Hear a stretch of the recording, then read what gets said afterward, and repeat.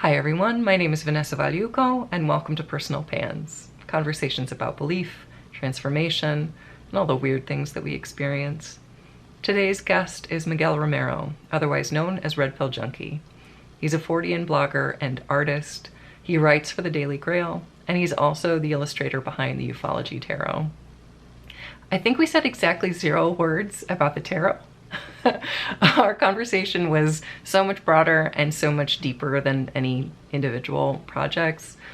We talked about the dreamlike logic of paranormal phenomenon, how the internet exploits our lizard brain, Mass Effect, whether technology is working for us or we're working for it, and also how neither of us expected to still have all these mundane expectations for ourselves in the middle of multiple intersecting apocalypses. I had so much fun with this conversation, and I hope you enjoy it as well. I was talking with one of my friends on Twitter about how I read The Handmaid's Tale in college 20 years ago. And then and that was right after George W. Bush got elected, right? Like I started college in 2001. And this awareness of like, oh, we're fucked. Like this is happening now.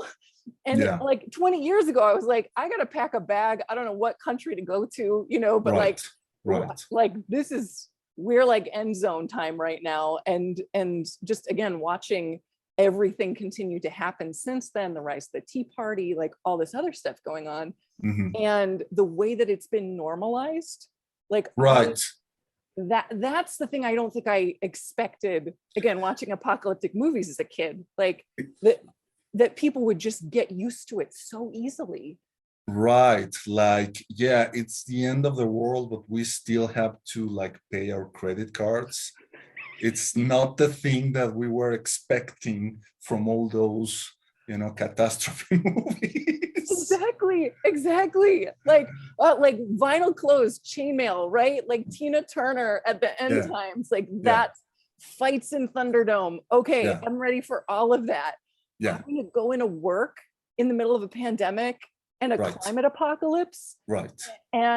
And again, feeling like, I don't know if you've ever read Ionesco's Rhinoceros, but that like everybody, it's just this idea, this town, everybody, it's an allegory for fascism. And it's everybody is turning into a rhinoceros, except for this one guy who's like, this is really bad. Don't we all see how bad this is? And people are just normalizing it, like excusing it.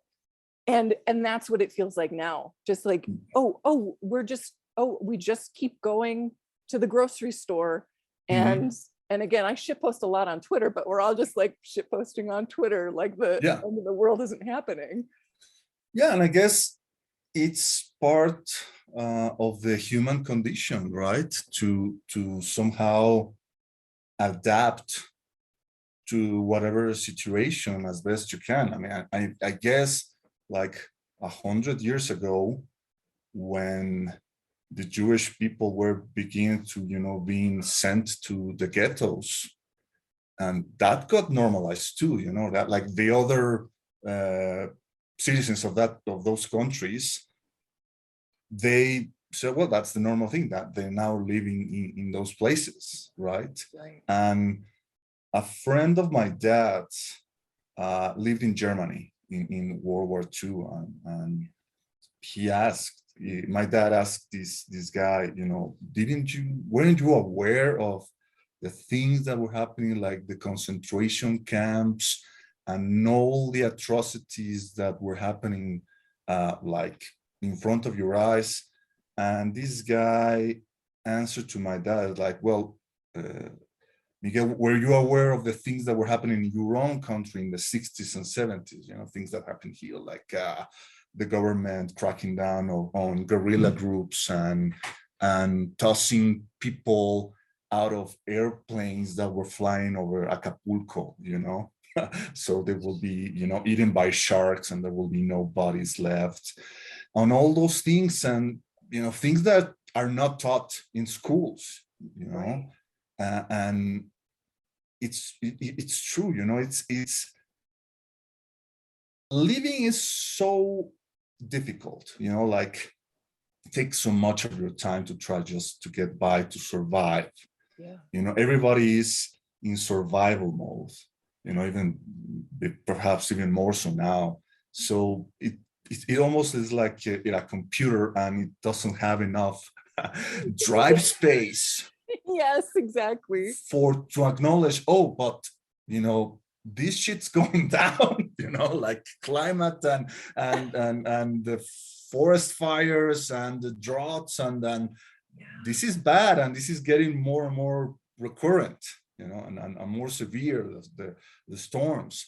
But people just don't have time, because they have children to take care of, they have mortgages to pay.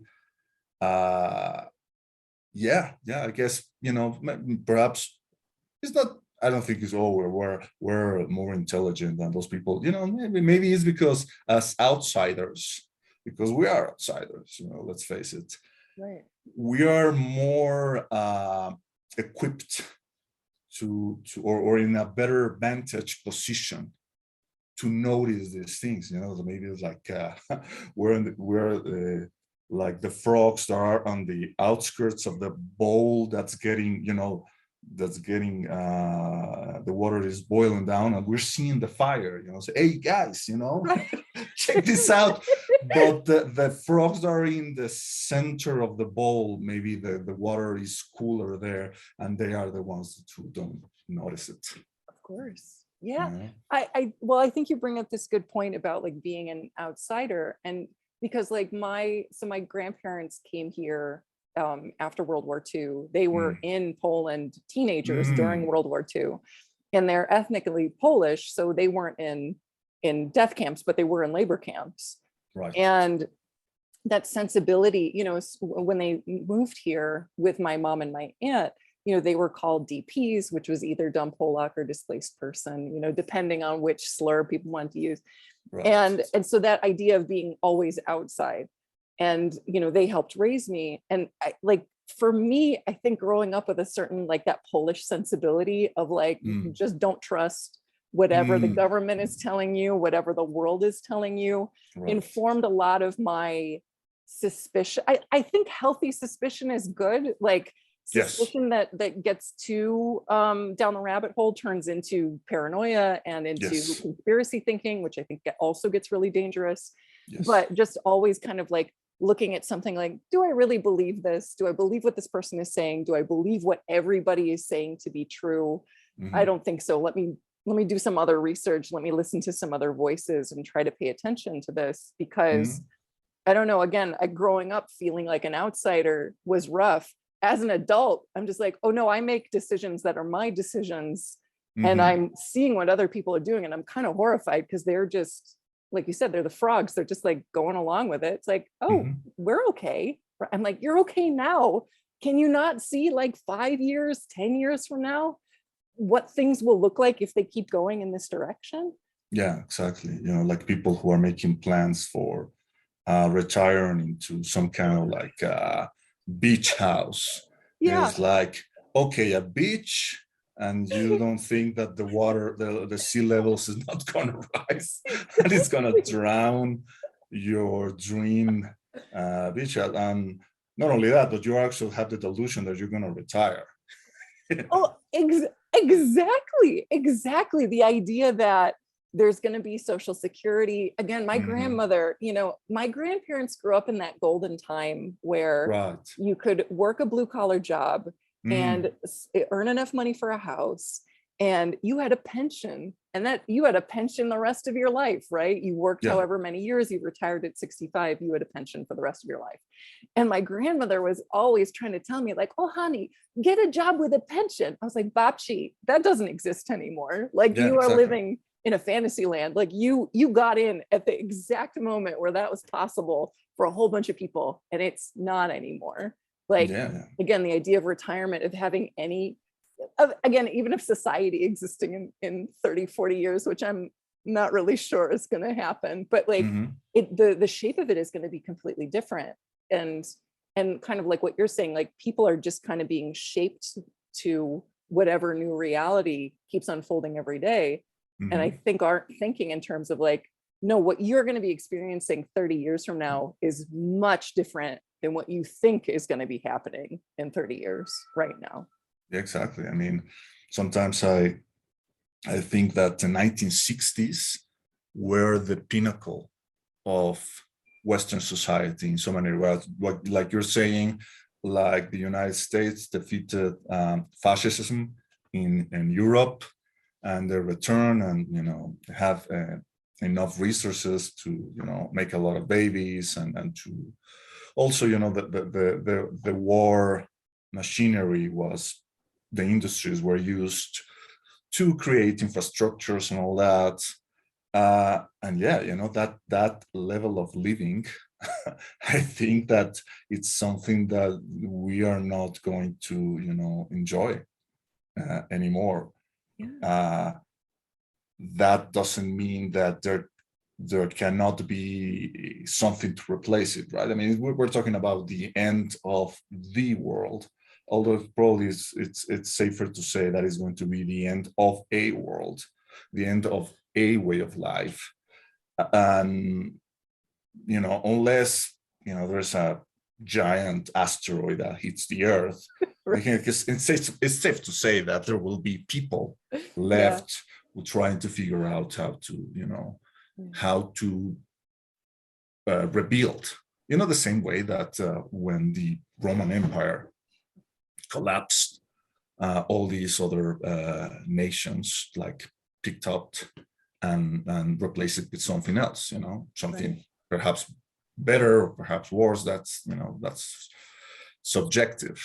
It's back in 2014, I attended this conference where Graham Hancock gave a presentation, and he gives a very interesting presentation. There's a slide he shows with showing the world from a satellite, and you see taking the night side of the globe, and you see a lot of lights in Europe and in Asia, but you see the African continent and it's totally dark. And he says, well, those places where there aren't any of those lights, those are the people who are probably going to be perfectly fine when our society collapses, Right. Because they don't need PayPal and they don't need Amazon in order to keep on living. Right. Sure, they obviously they still have to deal with droughts and with other types of problems, but they have a higher chance to surviving than someone like us who are, I mean, I don't know about you. I mean, I live in a city. I live in one of the biggest cities in the world, Mexico, and I don't know how to grow my own food. I don't know I don't know how to hunt. I don't know how to, purify water. I'm fucked. Exact same. Yes. I know, it's so funny. My grandparents, they were just Polish, poor Polish farmers. Mm-hmm. And they were so happy to move here. And I don't know anything about, they could have survived. Yeah. I have no chance in the climate apocalypse. I'm done. Yeah. And it's interesting also how in the UFO world, all these people who claim to have the close encounter experience, abductees, well, I guess many prefer the term experiencer. Right.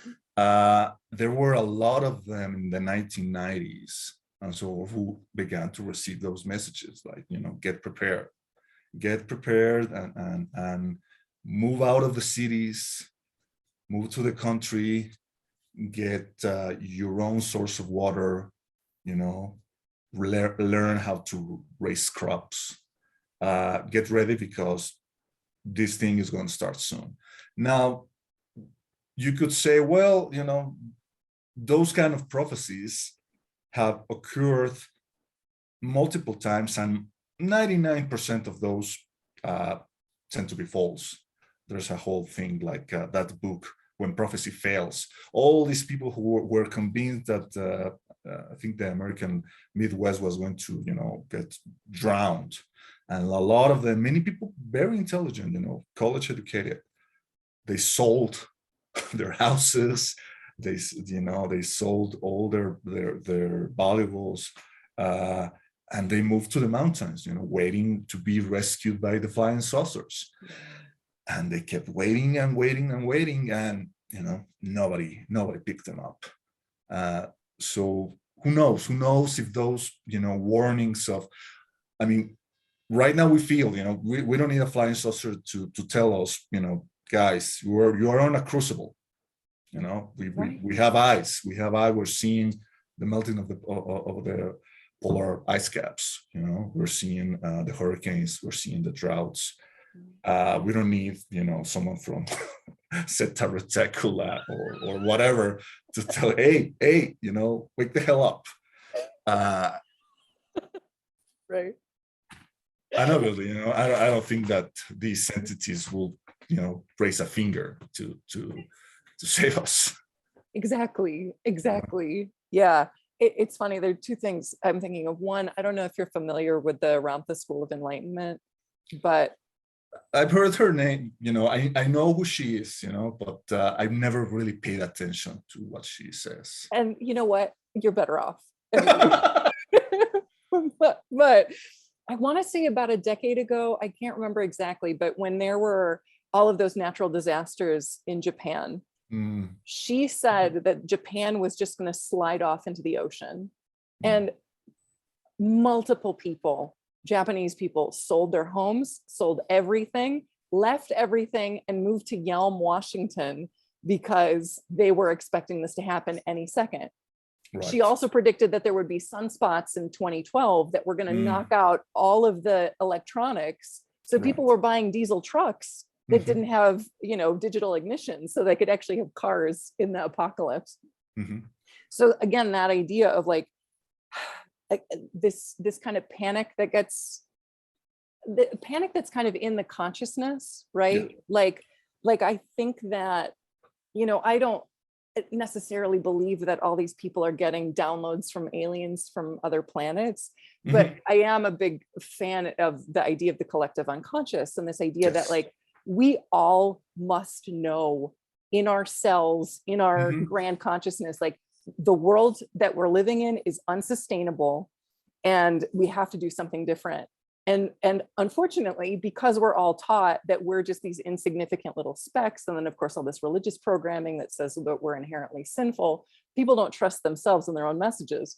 But again, Zeta Reticuli, like, oh, they know something, and I am channeling this, and let me tell you, we should stop doing what we're doing and move to the mountains and get a clean water source and learn how to spin our own cloth, because everything's going to fall apart. Like, I think there is this again, this consciousness awareness, like this is not how we're supposed to live, and this is not sustainable. Yeah, exactly. I mean, I was listening to the latest episode of Barbara's podcast, The 6 Degrees of John Keel. Oh, yeah. And she interviewed this guy who's also been in contact with me, a guy who lives in Bosnia, who is he is a biologist, although he doesn't work as he was a school teacher, but he's very big on the Gaia theory. And yeah, they were talking about these ideas of how maybe all these apparitions, or maybe all these landings of UFOs, like the one that happened in the Ariel school, in Zimbabwe, maybe that's like the thing that we need to tell us something we already know, that we need to take better care of the planet. We need to stop wars.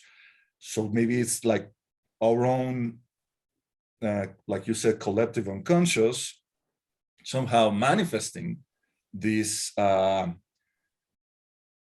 crisis apparition. Almost, it's almost like a like a poltergeist on a collective level, so we can actually go and do the thing that we need to do, because otherwise that little voice in our head, we don't pay attention to it. But oh, a booming voice from the sky. Okay, I got it. All right. Yeah, I hear you. Exactly. Yeah, get the message. Yeah, exactly.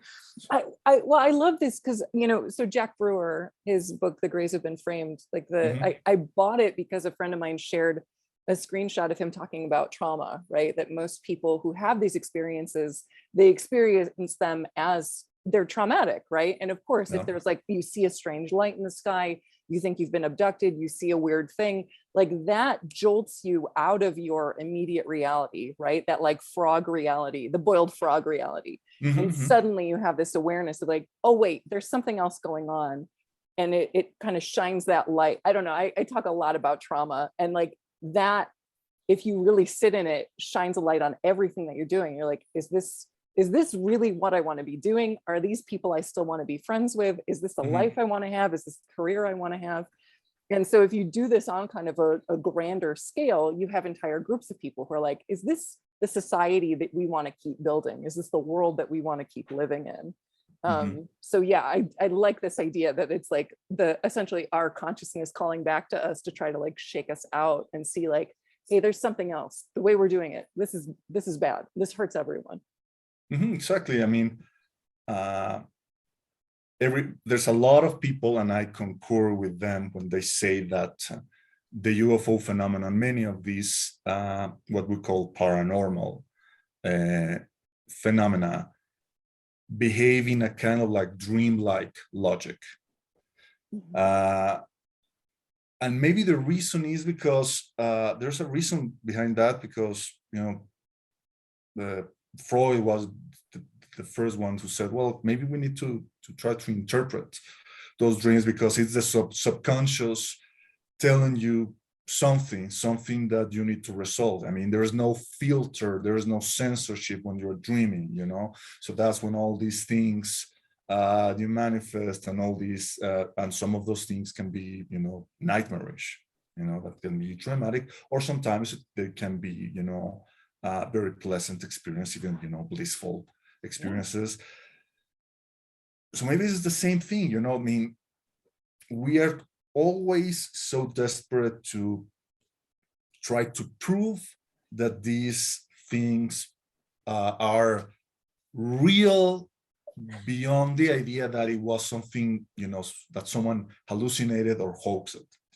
We're trying to say no, this is something that has some level of reality and a consensus level, but we're never stopped to figure out, okay, but what is it trying to tell us? Why is it appearing now and in that particular like shape? Is it maybe something that maybe ufologists should instead of seeing themselves as detectives trying to solve a case, maybe they should see themselves as therapists, trying to see what is ailing the community, why is it that this is manifesting? Yes, exactly. That's something that gets me that kind of drives me wild about like so much of this, because again, I grew up in the 90s, right? So I'm familiar with all of it, like the UFO cases and Disclosure. Like there were major shows on Fox that were like these big exposés of secret aliens. This isn't new, right? But this idea of like, I love what you're saying of like, what is this trying to communicate with us right now? Like, what does this mean for us, as opposed to finding metamaterials or with spacecraft or whatever? It's again, to your point too, of like dreamlike logic, like we're trying to impose the way that we operate on these either beings from another planet, ultra terrestrials, beings from other dimensions, beings from the future, whatever. And much like when people impose their own human ideas and dreams on gods, it's the same with UFOs. It's like, oh, they're here to do X, to give us this message, like the crop circles mean this, they're mutilating cows for whatever reason. It's like, there could be something else that's driving all of this but you're going from this rational brain perspective that is missing that whole trickster energy that I think is like suffused in all aspects of life. And I think getting so bogged down in the details, they're missing the like broader picture and like the broader social, I think, implications or folklore implications of these things that are happening. This researcher, who's very famous, Raymond Moody, the guy who made near-death experiences,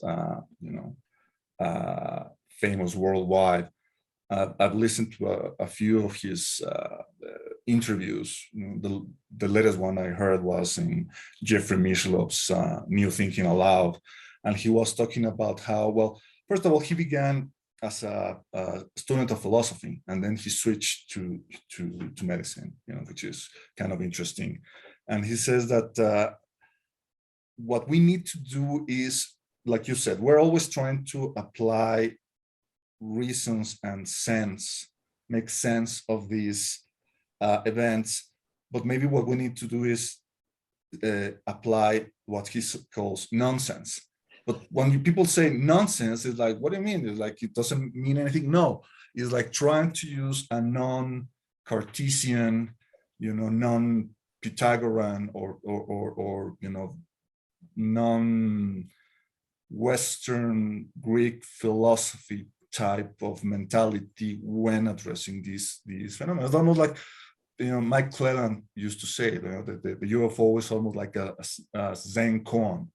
A Zen koan is designed to take your mind out of that kind of like Cartesian thinking, and also it's almost like someone, like you weren't paying attention and they slap you, and it confuses you, it startles you, but it gets you thinking in a different way. It's like, what is the sound of one hand clapping?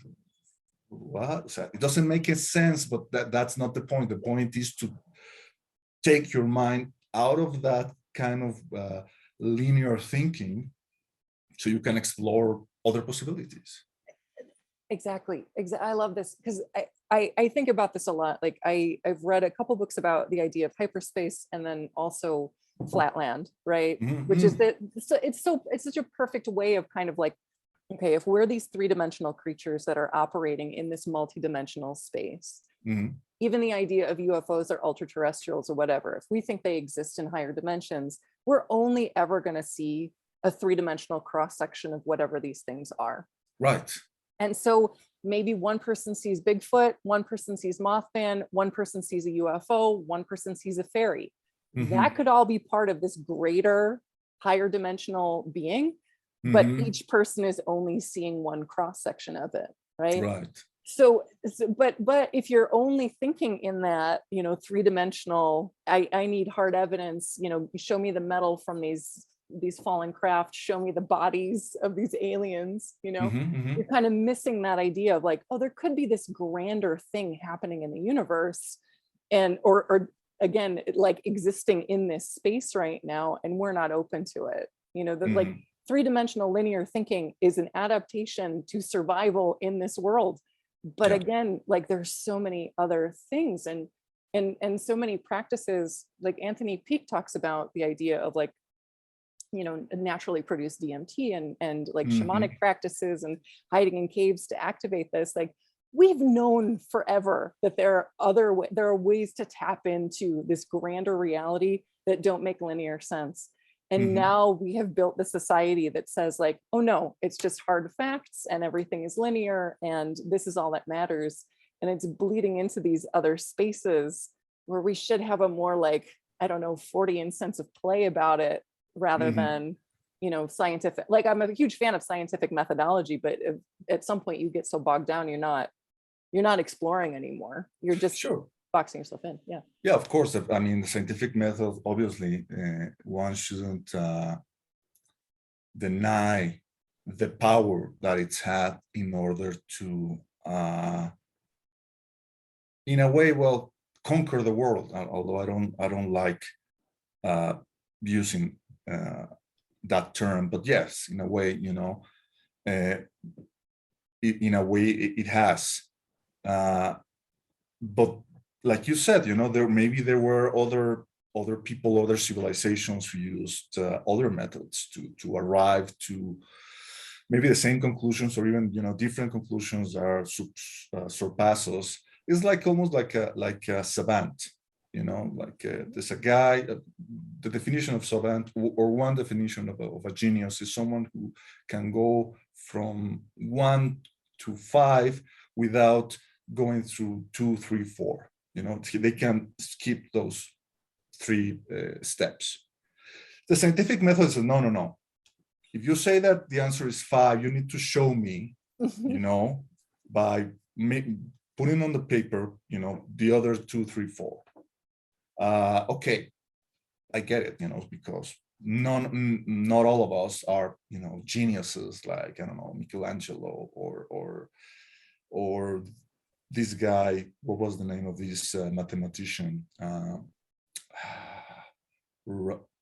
Ramanujan, I think, was a guy in the 19th century. He went to Oxford to work with this other very esteemed professor.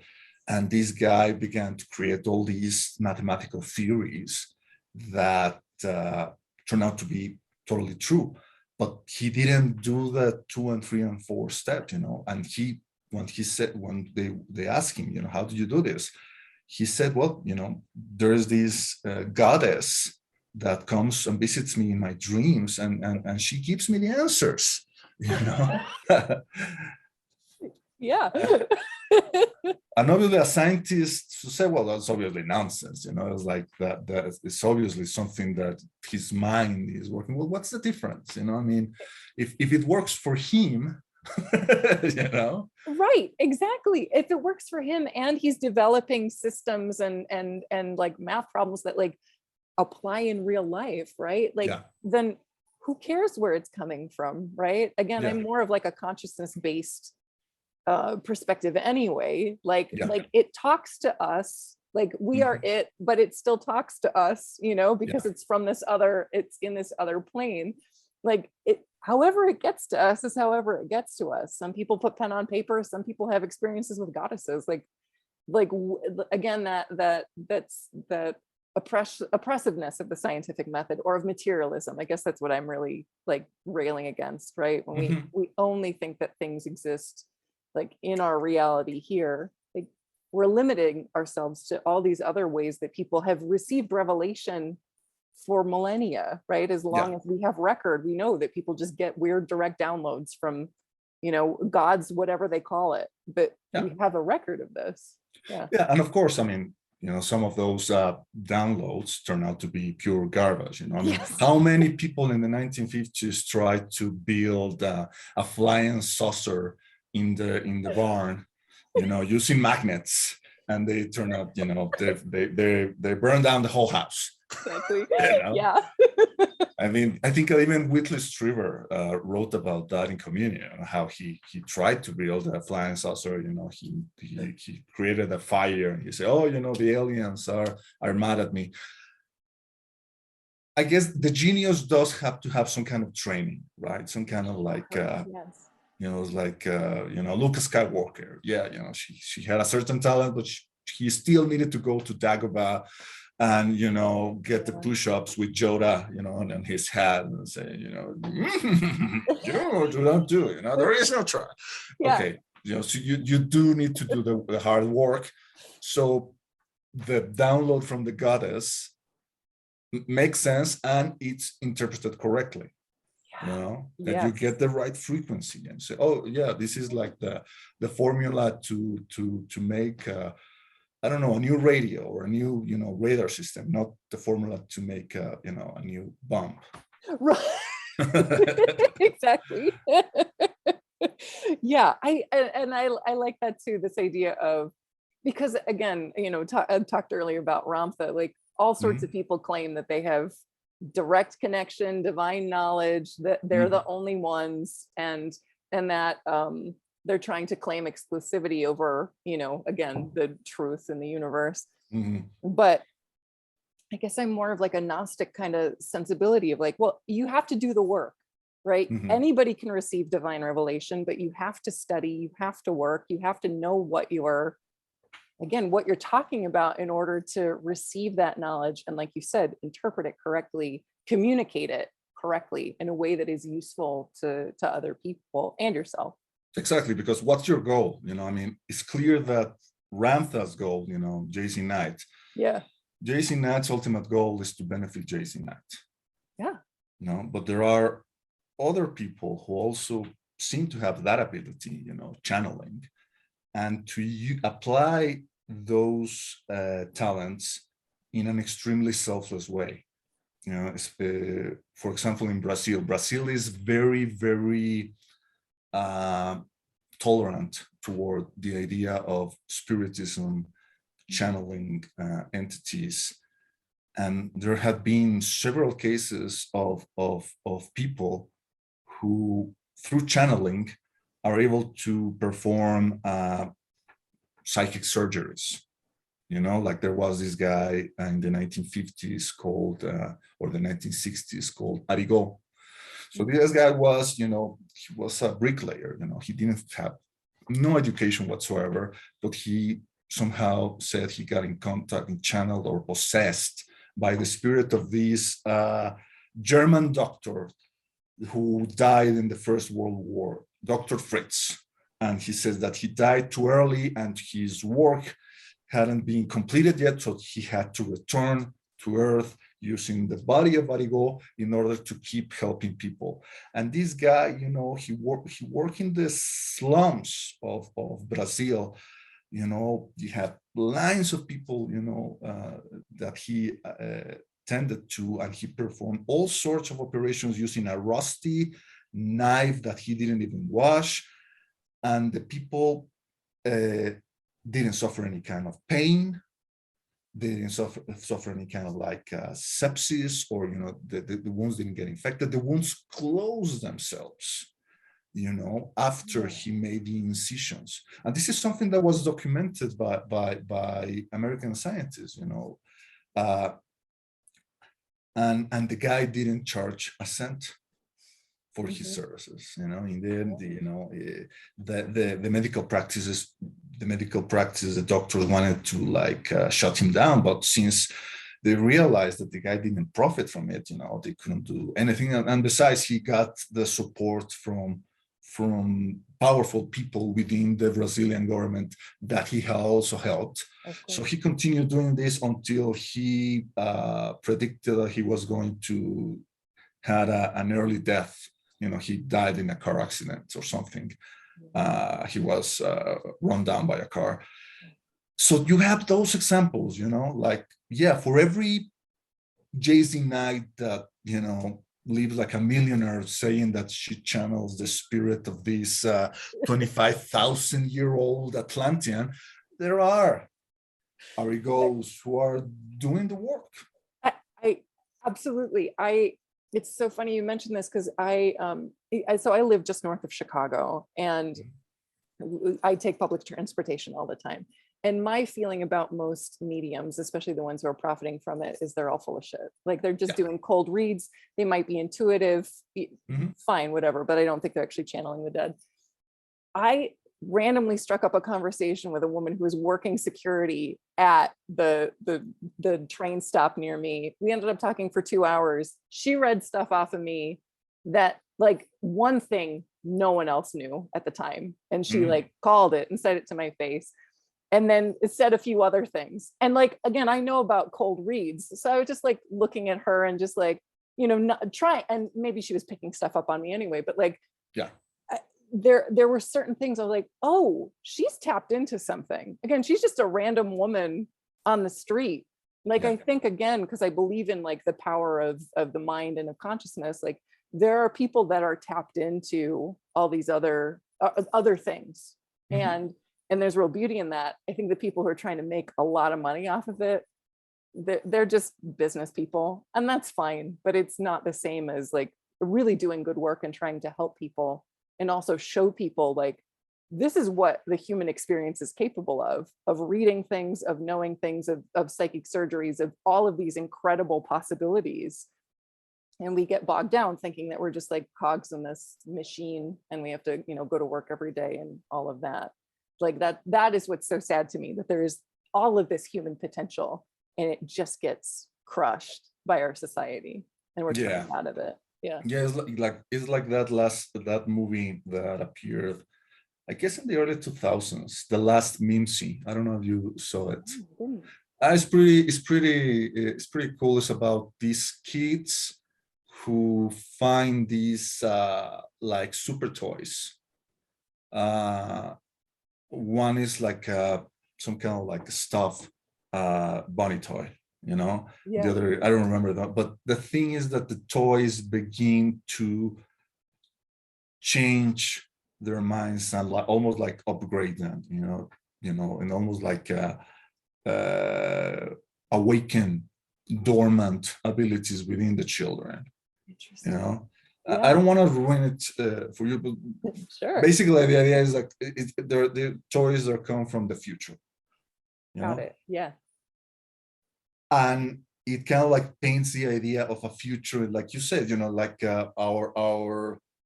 we won't be so dependent on technology. We'll be more dependent on abilities that probably were of great help to our ancestors in order to survive. You know, like who was the hunter who survived? Not only the guy who knows how to hunt and knows to track, but maybe the guy who kind of like senses, oh, you know, there's a tiger that is behind that rock, and it's ready to jump, so I better, you know, stay clear. You know, it's like that. There's also another movie, one of the recent Pixar movies, I saw it just the other weekend, Onward. It's kind of funny because it's the idea that there's this world, almost like a Dungeons and Dragons kind of world, where there was magic everywhere. But magic takes hard work and discipline in order to master it. But there comes someone who invents science. You know, it's like, oh, instead of like learning this incantation that takes like months to master in order to you know, spark a light, you have a switch here now. So it's better, you know, right? Yeah. So the world turns and say, okay, screw magic, you know, let's go with science. And yes, science makes everything comfortable, you know. There's the centaur that instead of like galloping like his ancestors, now he rides, you know, in a car. You know, the pixies that instead of using their wings like their ancestors, they're now riding motorcycles. You know, it's like, well, yes, that's what we did. You know, I mean, there are even these tracks that were found by archaeologists. I don't know, I think it was in Australia. There are like, you know, 50,000 years old.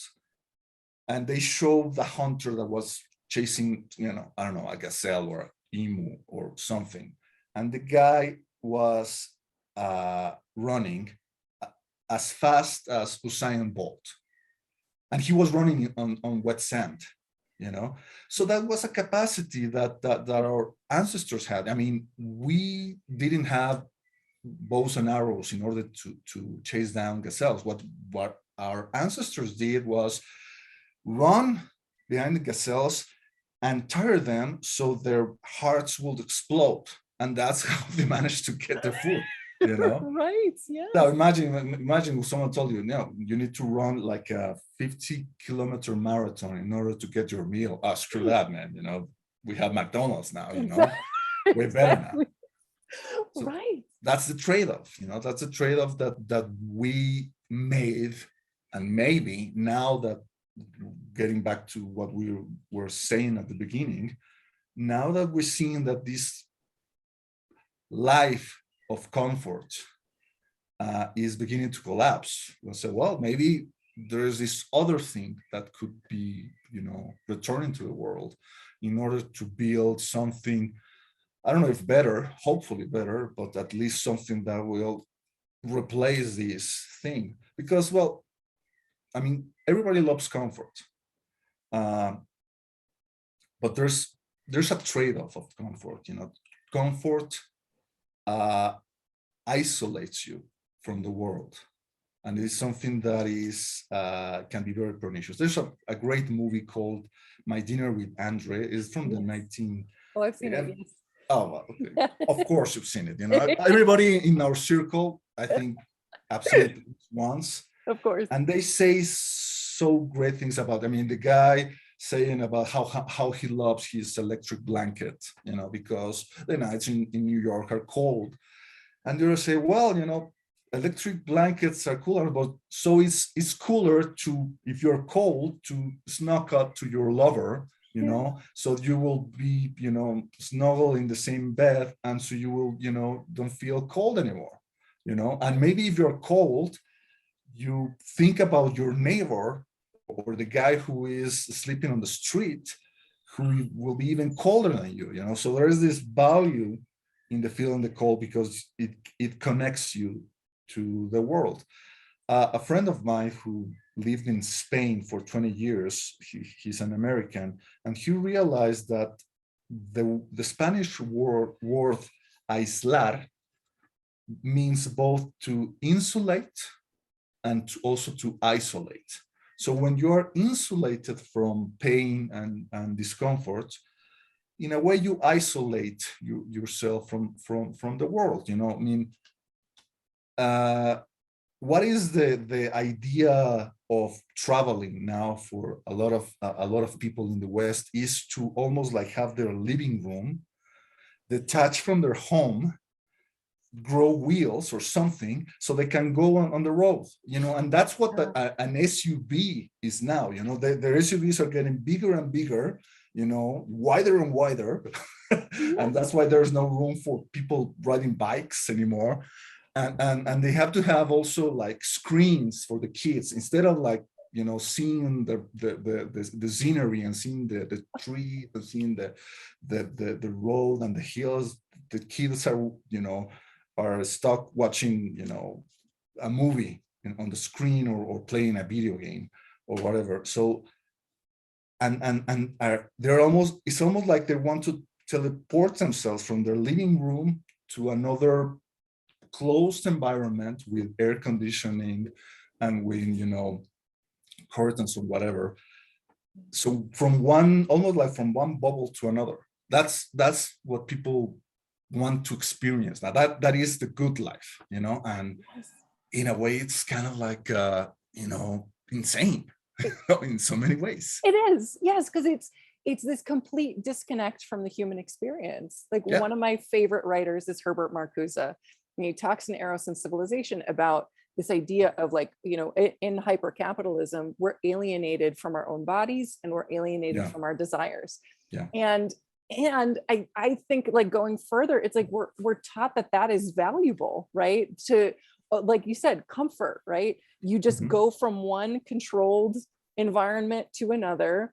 Doesn't matter where you are in the world. Like, you're not going out and experiencing things. You're not talking to people. You're not seeing nature. You're not seeing all the different things. You're just like how many people travel to other cities or towns or countries and they just go to the bar, and like not the hotel bar, not even like a pub or something, to like talk to people and have real experiences. It's this very controlled, isolated kind of thing. And it's so alienated from human experience, from just being in a body, right? Like, like I worked as a manager for a toy store for a little while, and I was always terrified by the kids in strollers, and they would just have a phone in their faces or an iPad, and that was it. And the parents were just doing it so they didn't have crying children. Like, I get it, but what's the cost down the line where you have a child who is not engaged and doesn't want to be engaged in the world? They have this screen that is just stimulating their brains, and that's it. And then they're taught that that's freedom or that's desire, right? I linked to an article that I found via Twitter. I guess one of our friends posted it on Twitter. The title was "The Internet is Made out of Demons." And it was very interesting. I mean, it made a really interesting argument how it seems almost like the roots of the internet come back not to the 20th century, not even to the 19th century, back to the days of, esotericism, and, people writing all these books about magic and about how to, if you wanted to send a secret message to an associate, you will use aerial demons that are invisible in order to send a message to you. It was interesting, but also, even if you discard that idea, say, well, that's too far out. So it really hit it on the head with the idea that with the rise of the internet and our dependence of this technology in order to interact with people, the more connected we are, the less empathic we have become. Yeah. And that is extremely, extremely worrisome. Like children who are not able to feel empathy. Like, I mean, I'm sure that the same was with you. Like when I was in school, I got bullied, that was part for the course. Yeah. But at least those guys had the decency to bully me to my face, And now exactly. The bullying happens, without that level of interaction. And also it walks you or accompanies you, even after you leave the school, like it never leaves you. Yeah. And no wonder there are teens and children who feel so traumatized by that, they decide to, commit suicide in order to stop the pain. Exactly. Yes. Right. Because if you have no escape from it, if it's on social media, if you're getting bombarded with texts, like there's no relief. So of course, when you're young and you're full of hormones and you don't know anything about the world, you're just like, fine, I'm done. I can't handle this anymore. And again, if there's no social support network, because I think so many people don't realize like how quickly society shifted in a short amount of time, like I grew up like playing Nintendo when I was a kid, but I didn't have a computer or the internet until 14, 16, something like that. Like that was a part of my like later youth, but I didn't grow up with it. Like you had to call someone if you wanted to talk to a friend. You had to talk to their parents in order to talk to your friend. Yeah, exactly. And that like we're losing that. I think a lot about empathy and the loss of empathy in our society right now, because we are so disconnected from each other, and we're so we're so alienated that we're not having real conversations, real experiences. It's all through this mediated space. And granted, the pandemic doesn't help because people who are trying to be safe or as safe as possible are limiting a lot of their interpersonal contact. But like again, it's so strange to me to like watch this shift. I remember once taking the bus, probably only like maybe 15 years ago, and there was a high schooler on it, and he was breaking up with his girlfriend over a text. Like that. I'm like, wow. Don't do that. Like that nobody is teaching these kids, like, no, you have to do these things. Because you have to see somebody and look at their eyes while you're doing this, because you have to learn what that is and that and know what you're doing. I like it's just so foreign to me. I feel like I am like on another planet, when I see a lot of this interaction. It's just like, no, just talk to somebody, like go be a person.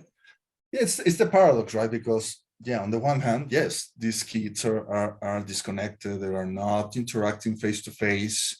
And maybe I shouldn't criticize, I mean, like I spent my childhood like watching, cartoons, watching fair, TV or watching with my Atari console, Yeah. But I want to say that, my parents inculcated me some level of, social rules and some level of empathy. But on the other hand, we are being so constantly bombarded with all levels of human misery, like we can know right now almost instantaneously how many people were killed in the last bombing, in Ukraine, on the other side of the world, or people that, died in some kind of like tragedy in India or in Brazil, or pick your place, and it's obviously that is it must be totally overwhelming for younger generations. Say, well, what can I do? It never ceases. And obviously you could say, well, the answer is clear. You need to log off, stop watching the screen for 10 minutes, take a walk, breathe. But that is not an option anymore for they are so, we are, I have to admit, when I read that article about the internet made out of demons, it says like, yes, I felt upset because I recognize my own addiction to staying connected, so much time, I spent so many hours on Twitter, and sometimes, engaging in such stupid fights with someone that I probably will never meet face to face in my life, and the article said, if that person that said something nasty to you, one time had a terrible accident and died, you will probably celebrate it, at least for a little while, until you felt horrible for feeling good about his misery. Right. And it's like, what is going on with this technology that is designed to reward us, in our brain chemistry in such a way that we cannot log off, and we so frequently record to our base instincts of anger and tribalism, and trying to defend our point of view, damn it, because I'm right and you're wrong. And could it be different? That was one of the questions that the article made. Could it be different to create a technology that will help us to be connected in such a way, but not to go and almost like trigger the reptilian part of our brain? It's almost like, well, maybe humans are not evolved enough to have the internet. Yes. It's so funny you mentioned this, because again, with the pandemic, I feel like I developed this social circle on Twitter, and those are most of my friends now. And so there's this desire to constantly be on it, like, oh, what are my friends doing? Because I can't like be in a village and talk to my friends, in the neighboring hut. Like, I don't see, like, all the people I see are online. Yeah. But what you're saying, like, people getting caught up in that, like that dopamine chasing, that like, it's like, okay, why is this, like you said, that lizard brain activation? It's like, this is activating your fight or flight response, and this is just words on a screen. Like, really take a minute. But I think also in terms of like you said, it's constant, right? I remember the rise of 24-hour news networks, and again, like, we're constantly being bombarded with information, and if there isn't information, we're going to invent it. We're going to keep talking about news, and really, that, I feel like it's been 20 years of training people to just constantly be on top of all the information, all of it, right? What's going on in the world. First of all, we're not built to handle that much trauma, that much vicarious trauma, that much stress. Randolph Bourne, I don't think it's in Youth and Life, it's in some other of his works, but he was talking in terms of like World War I. He's like, we are not equipped. If we really thought about what was going on in the world and really sat with it, we would just fall apart from grief, because we're not built to handle that amount of stress. Again, that whole adrenal response, right, that is for survival in the moment, right? The lion's chasing you. You're going to run real fast so you can escape. And then your brain gets flooded with opiates to calm you down. Right. And that's it. But, and so now we're triggering that adrenaline opiate response with fights on the internet, and fights over something that if you saw this person in person and they said something, you would either say like immediately, like, man, you're full of shit, stop. Or you just wouldn't talk to that person. You wouldn't think about it all day and revisit it. And I mean, I've seen some people revisit stuff months later. It's like, why is this person occupying space in your brain? Like you wouldn't talk to them in real life. Exactly.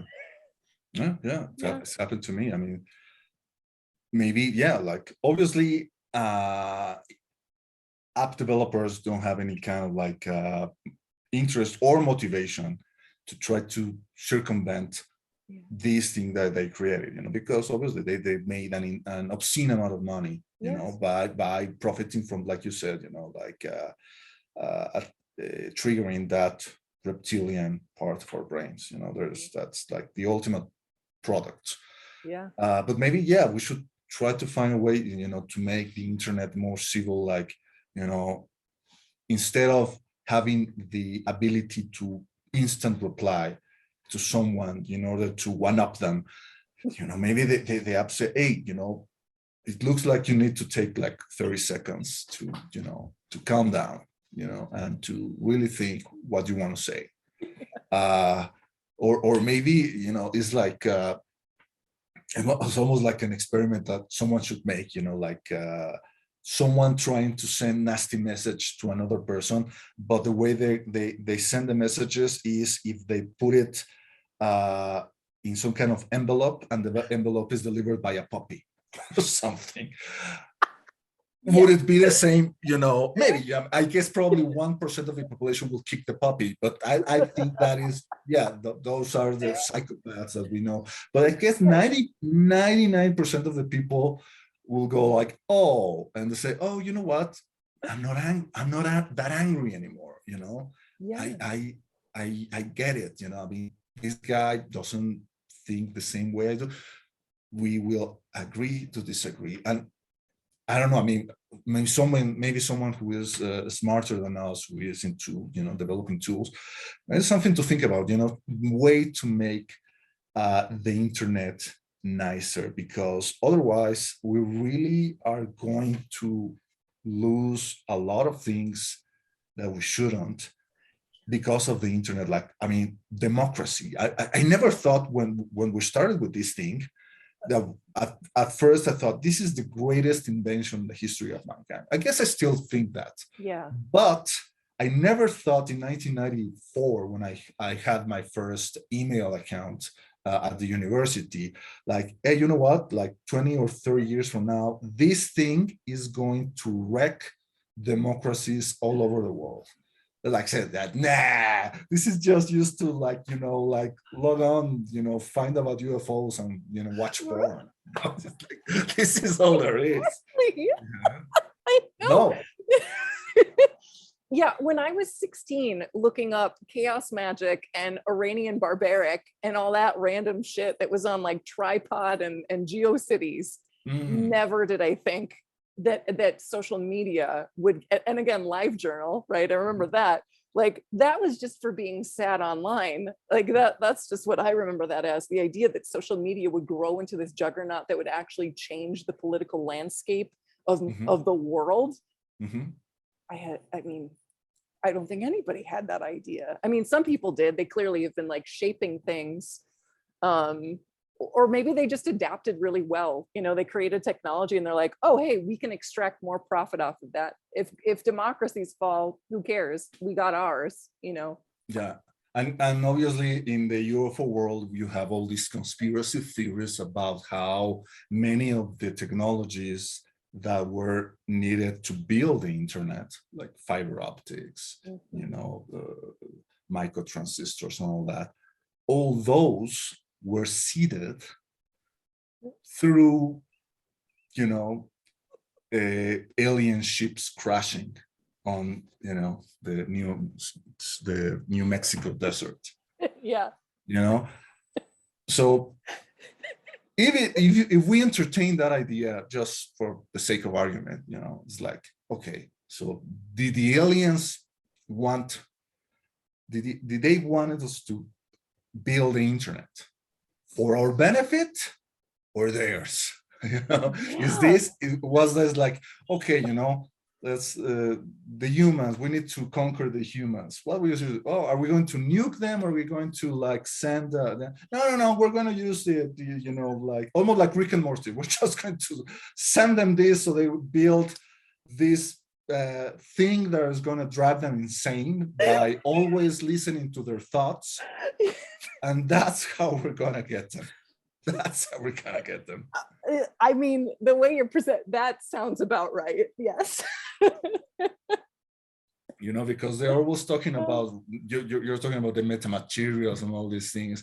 And nowadays they're talking about the gifting field, the place, only the chosen ones know where it is located. This place where they find these, you know, materials allegedly from a crash.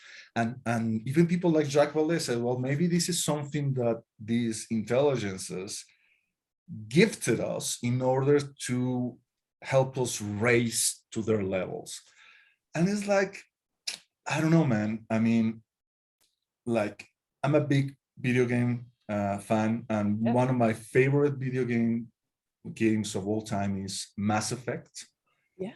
It's great. I mean, it's people who don't know the game. It's basically, the idea is like 200 years from now, the humans discover alien artifacts on Mars that help us to develop faster than light travel, and we find other civilizations in the galaxy and we join them, but then realize that all these devices were created by these like roots race, the Protheans, like they were the first ones to conquer the galaxy.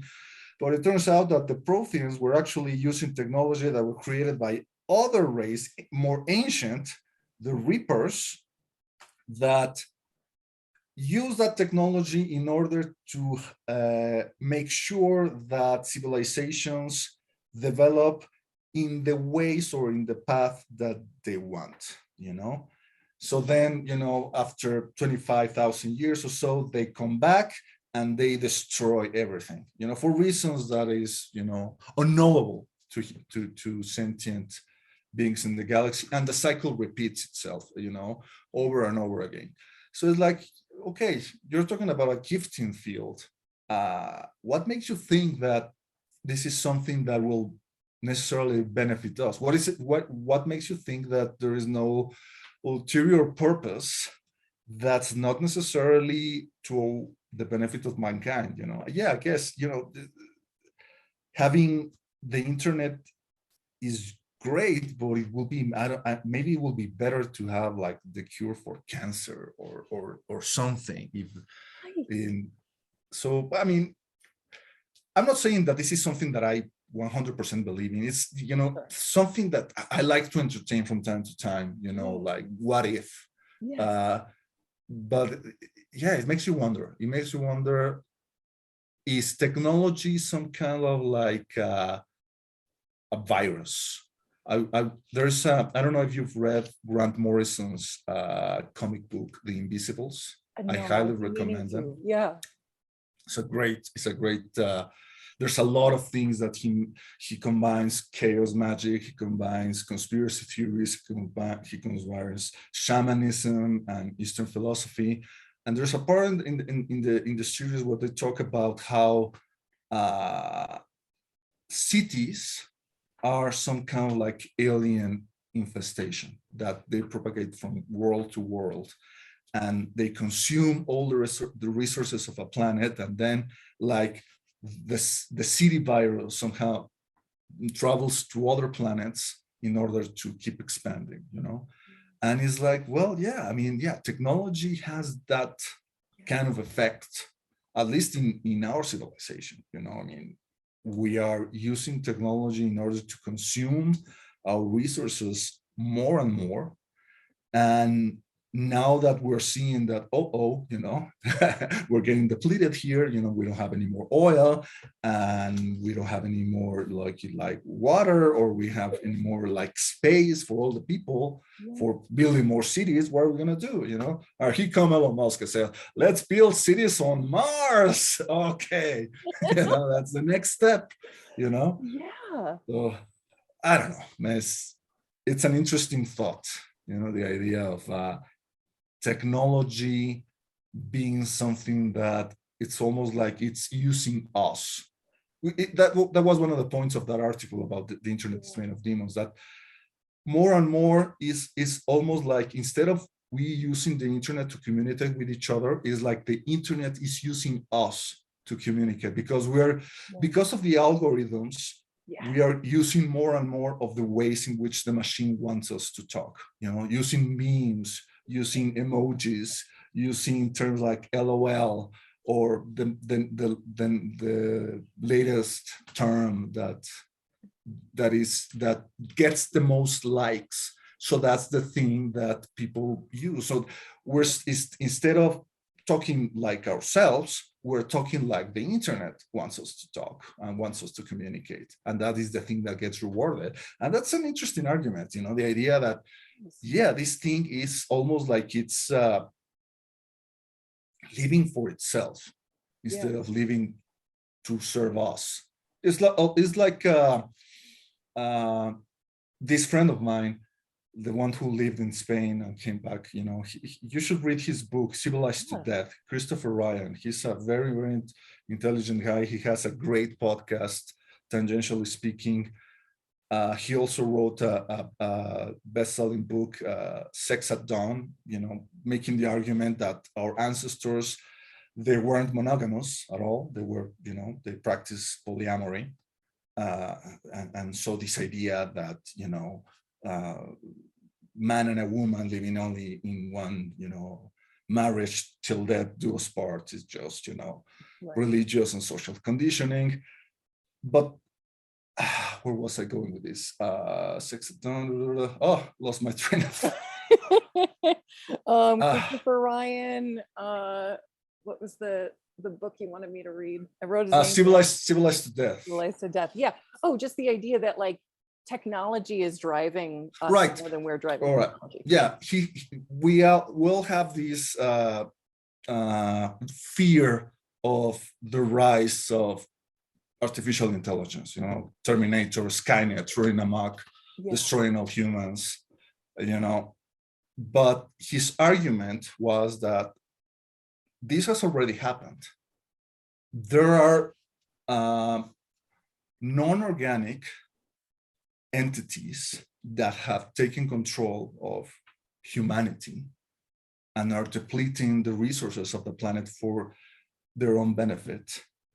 No, but we don't call them AI, we don't call them robots, we call them corporations, and it's it's a very gnostic way of thinking, I mean, we have these, corporate overlords that are, using humans like literally like batteries, like in the Matrix. And the question is, how do we get rid of the overlords? How do we beat the corporate archons?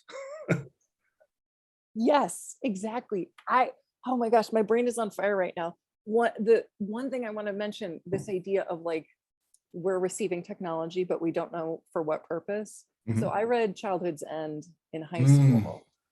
And that one part that always struck me was when like the demon aliens were talking about like, oh, maybe they took them now, like humans now, because that whatever force knew that we were going to evolve into something even more powerful than God, And I think about that all the time, like, because I think of this, I believe in the incredible power of human consciousness and what we are capable of.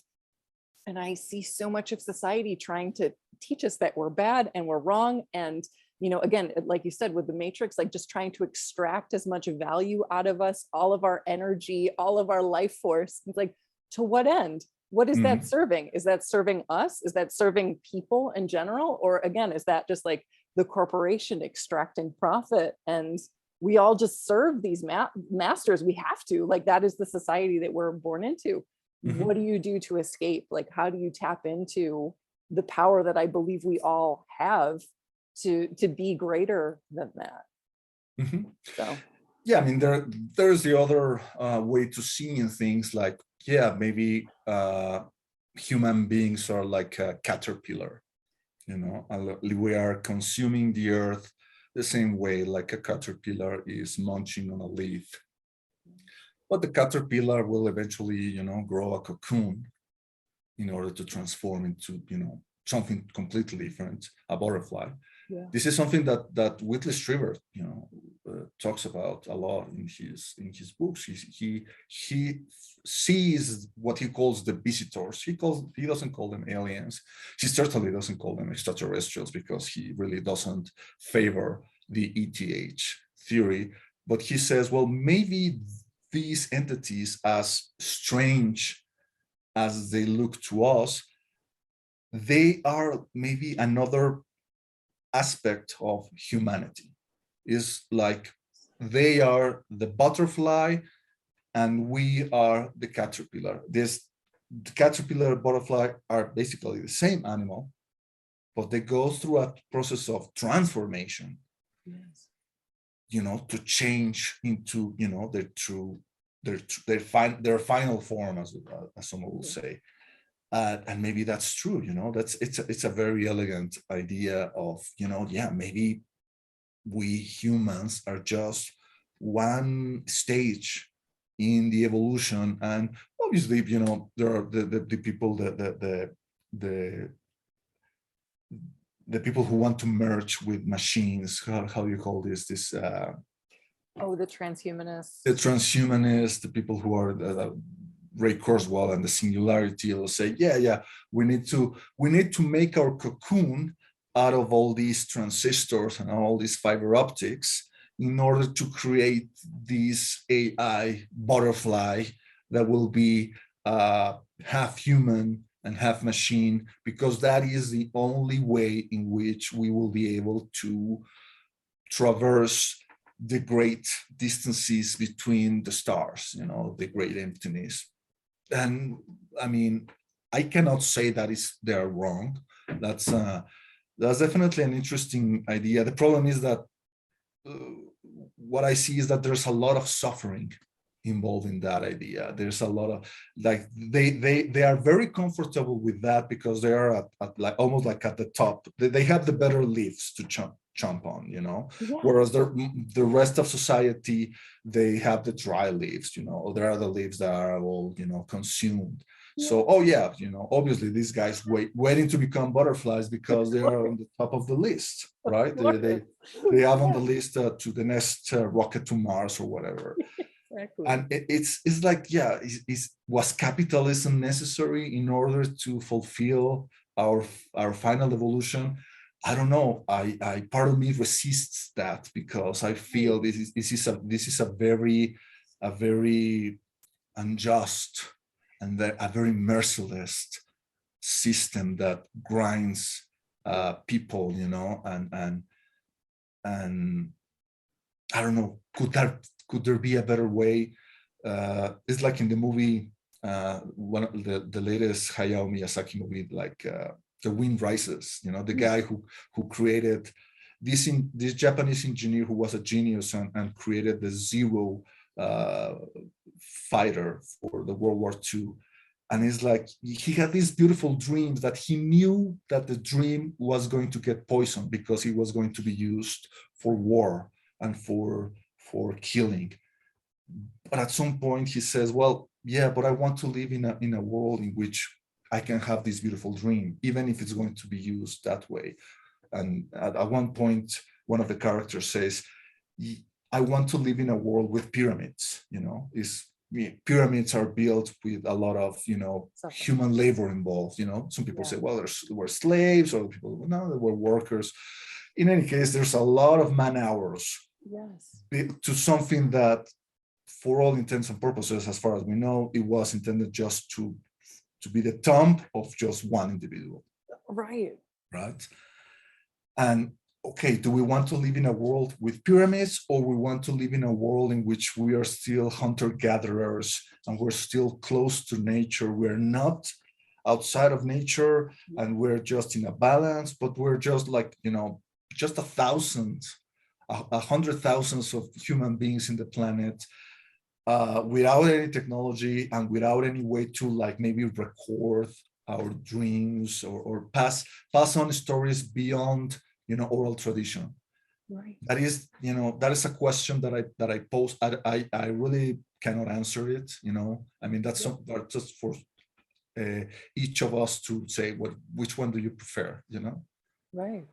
Right. I think it's that, you know, like I said, I think a lot about trauma. I talk a lot about trauma, and I think a lot too of like, okay, what's the cost, right? Like, okay, so we have cities, right? And we have all of this civilization, but at what cost? And the amount of human suffering, the amount of,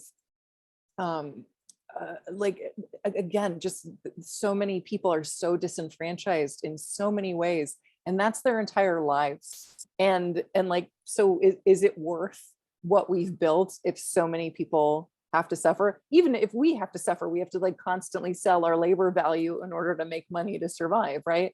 But it's different levels of that. But like, again, there are so many people who are completely without any, I mean, they're just constantly struggling. That is their life, and that's all they expect. Yeah. Is it worth it? Can we build something else? Is there another way of doing this? And yeah, I think it's just important to ask that question. Yeah, it's important. You know, there's this guy named Bruce Damer. Brilliant guy, you know, is a genius who is now designing habitat for Mars, and he's also come up with theories of how life began on Earth on the first time. You know, he kind of deviates from the idea that the seas were like the birth of life. He goes with in another route, but he goes with the idea about thinking of the countless generations of our primate ancestors that got killed, you know, by snakes when we're still living in trees, you know. Imagine how, you know, billions and billions of these helpless beings that were killed by snakes or by, you know, panthers or by disease or by a drought or a fire, whatever. And that seems to be like the way of evolution, right? You know, this is this harsh teacher, you know, that drives humanity forward in order for the two of us right now, you know, exchanging these ideas, like in the movie 2001. And this is, was it worth it? You know, is there an ulterior goal to all of these? Will all that suffering be somehow redeemed?